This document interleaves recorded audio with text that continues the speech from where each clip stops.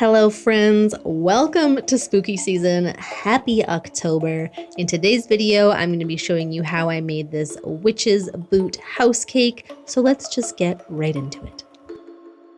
I'm using some vanilla cake today, and I have a foot shoe template that I will link down below that I used, and I'm cutting that shape out of my bottom layer.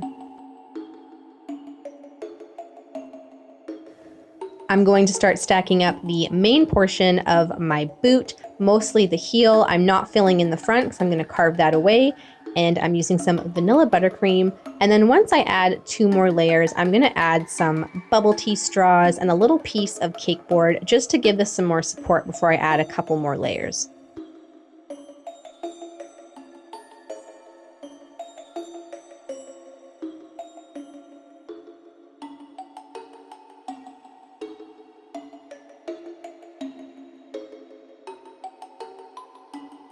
I lopped off the very front of my boot just so I could make that portion out of modeling chocolate instead of trying to struggle my way through carving that curled bit.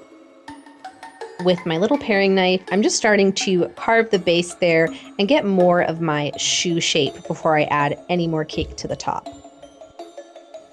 Once I was happy with it, I slapped on a couple more layers, and then with some of my scraps mixed with buttercream, I made this cake pop mixture and then just shaped out the tapered top instead of trying to carve it. I added a thin layer of chocolate ganache all over to give me some stability, because once this sets, it's going to be nice and firm. And then I went back in and started to carve a couple more details out of my boot. What I did on one side, I repeated on the other.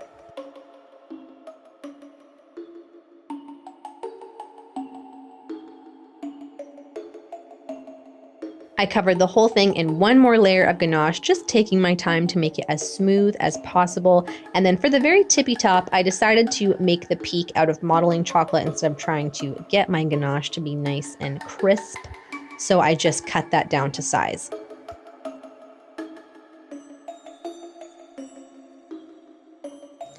Now I'm going to start paneling my cake, starting with the tallest portion. I'm using more modeling chocolate for this in a light gray color, and then a darker blackish color for the front of the boot.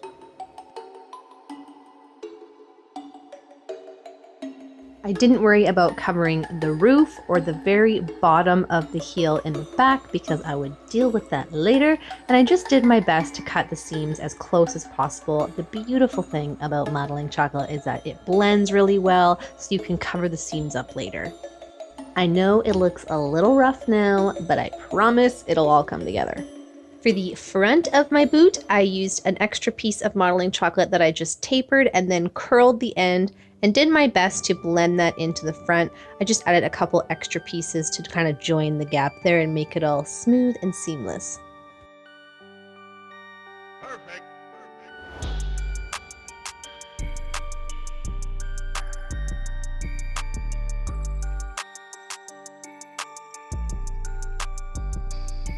For the roof, I'm adding these strips of modeling chocolate that I've just textured with my X-Acto knife. And then once I have them all laid on there, just a little bit overlapping, I went back in with my X-Acto knife and cut out each individual shingle and just moved them around so it looked a little more ragtag. I added a couple pieces of modeling chocolate on the heel just for some steps going up, and then with a thin snaky of modeling chocolate, I shaped out where the tongue of my boot is and just raised that up a little bit and blended it down so it looked a little more three-dimensional and booty. I want the gray modeling chocolate to look like stone, so I've just scrunched up a piece of tinfoil and I'm adding texture all over the light parts.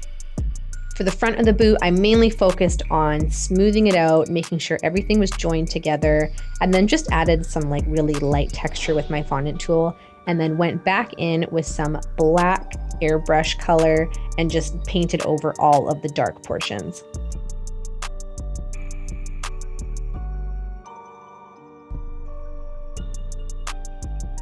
I did a really light shade over my light gray modeling chocolate as well, trying to get it into all those nooks and crannies.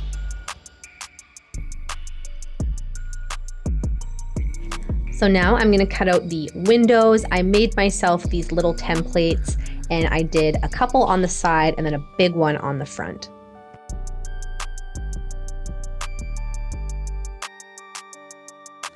I filled those in with some white, and then for the door on the side and the window on the front, I used those same templates and cut them out of that light gray modeling chocolate. I added some shingles to these, but then I decided that I hated them and I took them off, but then I decided that I actually liked them and added them again later, so you're gonna see them be like gone, but then back again.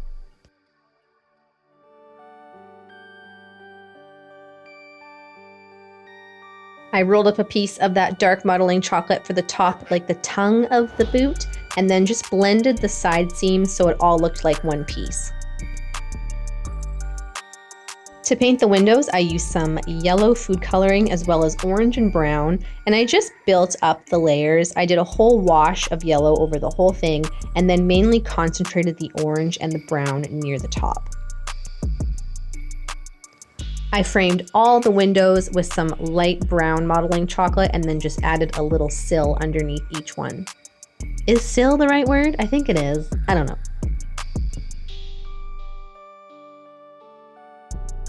I added a few more details to the roof and then also included this cute little skull doorknob, and then with some white food coloring, I just brushed that over the front of the boot. I just want to add some highlights so it's not all so dark.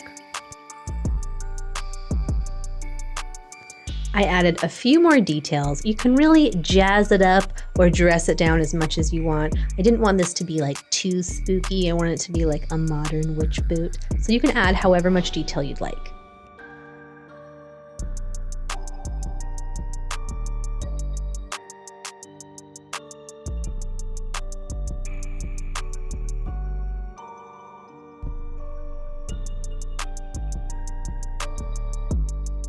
I covered my board with some moss green fondant and just textured that with more of my tinfoil, and then added a little strip of gray leading up to the door and used my stone mat to give that some texture as well.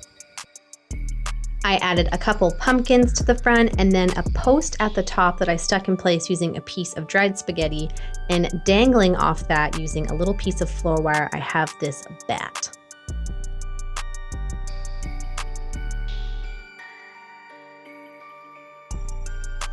And this was a final result, guys. I hope you enjoyed this video kicking off our Halloween cakes. I'm so excited to show you what I have in store for you, so keep your eyes peeled. Thanks so much for watching, and I'll see you in the next one.